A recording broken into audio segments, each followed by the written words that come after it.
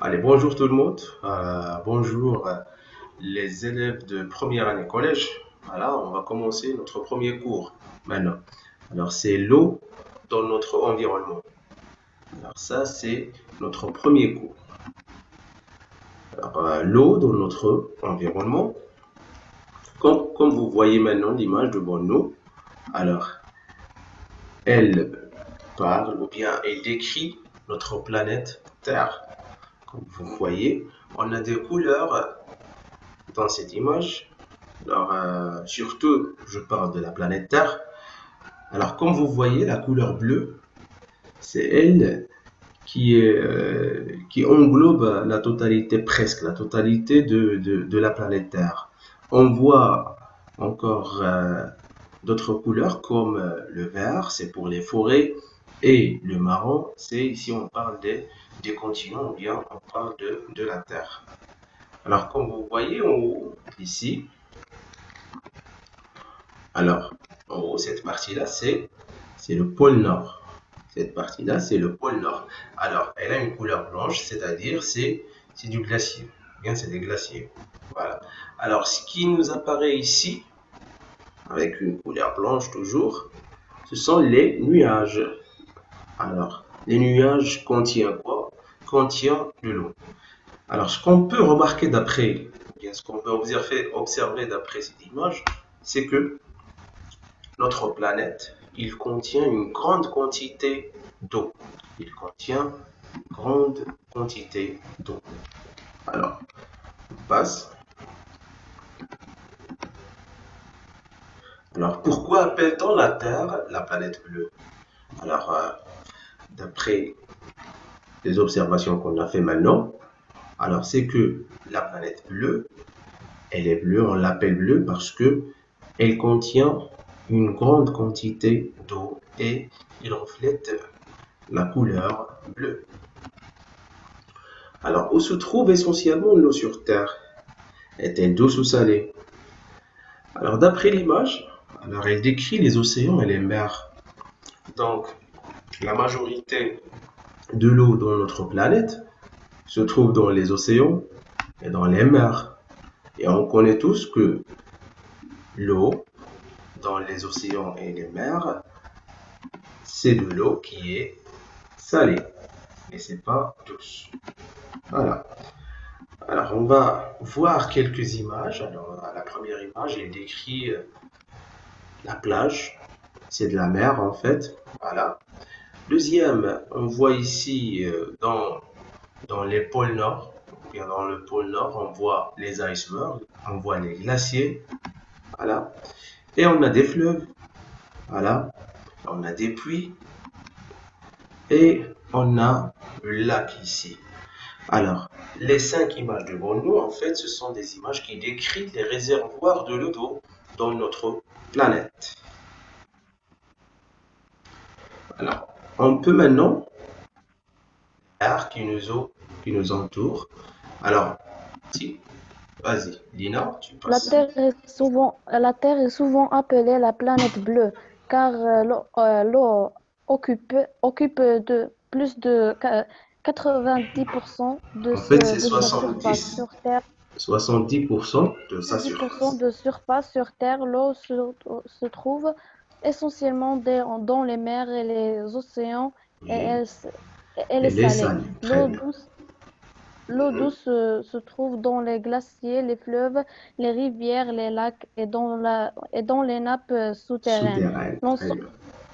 L'ensemble des réserves d'eau de la Terre s'appelle l'hydrosphère. L'eau se, L'hydrosphère. ré- L'eau se répartit de la manière suivante.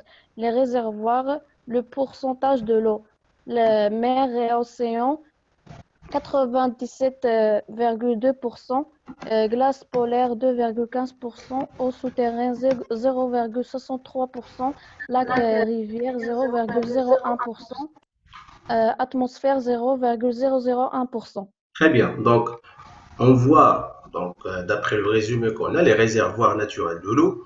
Alors, on a plus de 70% de la surface de la Terre, il est occupé par l'eau. Voilà. Alors, sur Terre, L'eau se trouve essentiellement dans les mers et dans les océans. Alors, et dans les mers et dans les océans, l'eau, on connaît bien que c'est salé. Alors, l'eau douce se trouve dans les glaciers. On trouve l'eau douce dans les glaciers, les fleuves, les rivières et les lacs. Et les nappes souterraines, ce sont des nappes sous la terre. Les nappes sous la terre. الفرشة المائية en arabe. Alors, l'ensemble des réservoirs d'eau de la Terre s'appelle hydrosphère. Le mot hydro, ça veut dire l'eau. En fait, ça veut dire, c'est l'abréviation qui distingue l'eau. Et sphère, ça veut dire, c'est notre planète Terre. Sphère, ça veut dire, c'est la forme géométrique d'un ballon, c'est le sphère. Alors, l'eau se répartit dans la manière suivante. Donc, on a la grande quantité se trouve où? Se trouve dans les mers et les océans, comme on voit. C'est 97% de quoi? C'est à peu près 97%, ce sont l'eau des mers et des océans. Alors, ce qui nous reste ici, c'est à peu près combien? C'est à peu près 3%. Comme vous voyez, c'est à peu près 3%.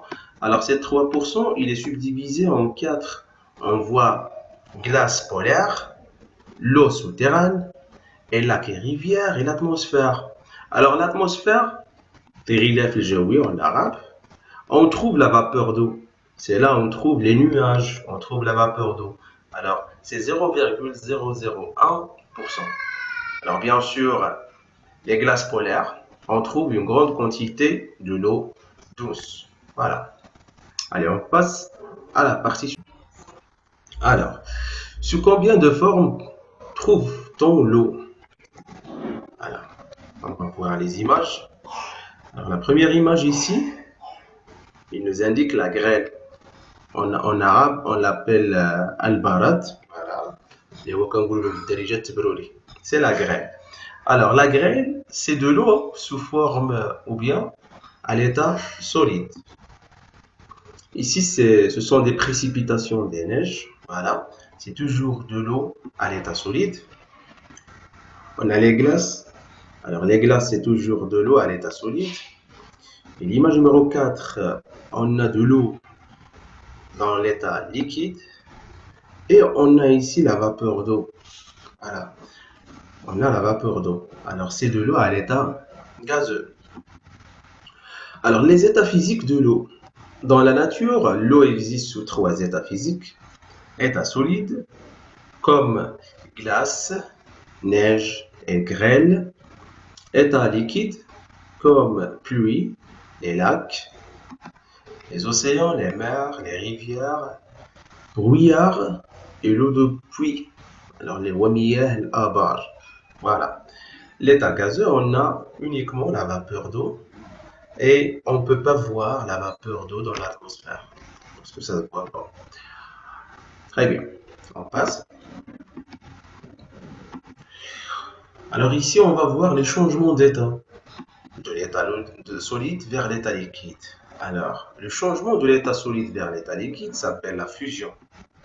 Et le changement de l'état liquide vers l'état gazeux, ça s'appelle évaporation. Alors maintenant, l'inverse. De l'état gazeux vers l'état liquide, ça s'appelle liquéfaction. Et on a la dernière, c'est de l'état liquide vers l'état solide, ça s'appelle solidification. Alors, quelle est la source d'eau de pluie? Alors maintenant, on va voir la source d'eau de pluie. Donc, comment ça se passe? Alors, pour répondre à cette question-là, alors, on a un schéma devant nous qui parle, ou bien qui décrit le processus, ou bien les opérations qui se passent de l'eau pour qu'on puisse avoir de la pluie, ou bien en général de la précipitation. Alors, commençons par l'océan et les mers. Alors, on a ici de l'eau à l'état liquide. Alors, sous les rayons du soleil, à la surface de l'eau, des mers et des océans, alors l'eau se vaporise. Alors, il devient vapeur d'eau, se transforme en gaz. Et le gaz, il est moins dense, il est plus léger. Alors, il monte vers le haut. Alors, qu'est-ce qu'il forme? Lorsqu'il se liquéfie, il forme les nuages. Lorsqu'il se condense, lorsque se liquéfie, donc il nous donne des nuages. Alors, dans l'atmosphère, on a des phénomènes qui s'appellent, ou bien un phénomène qui s'appelle le vent. Alors, le vent, qu'est-ce qu'il fait? Il déplace les nuages. Le vent, il déplace les nuages. Alors, comment ça? Alors, il déplace les nuages vers la terre, vers le sol. Alors, dans, dans les zones qui sont chaudes un petit peu, c'est-à-dire sa température n'est pas assez froide, on voit des précipitations sous forme de pluie. C'est-à-dire, on aura de l'eau à l'état liquide qui va descendre. C'est du pluie. Alors, bien sûr, on aura encore les grandes surfaces des forêts, les lacs, les rivières aussi.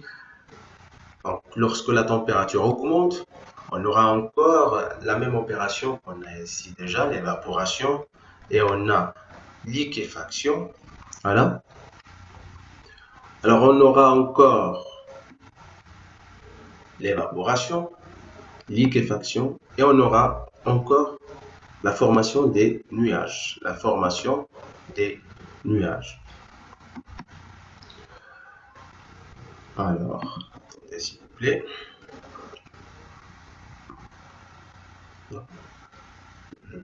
Voilà. Alors, donc, cette fois-là, les nuages vont se déplacer vers les sommets des montagnes. Donc, avec l'altitude, on connaît déjà que la température diminue. Et lorsque la température, ça va se baisser, alors comme ça, les précipitations ne seront pas des pluies. Cette fois-là, elles seront sous forme de la neige. Alors, on a de la neige. Au sommet des montagnes, on aura du glacier. Voilà. Et toujours, le glacier, c'est de l'eau à l'état solide.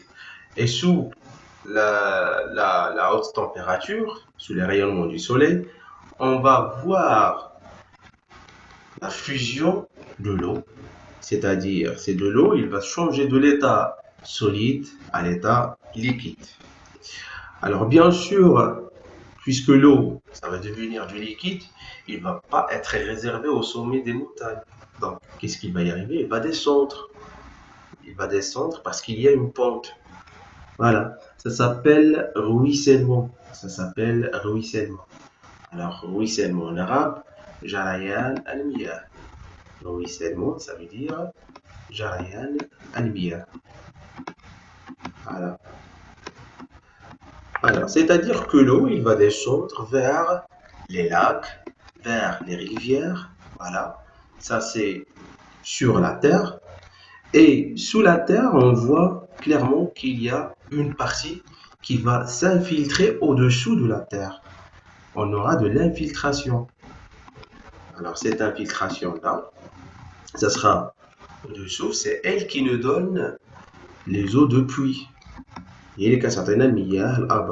Alors, lorsque ça filtre, ça nous donne nappe souterraine ou bien on l'appelle nappe phréatique.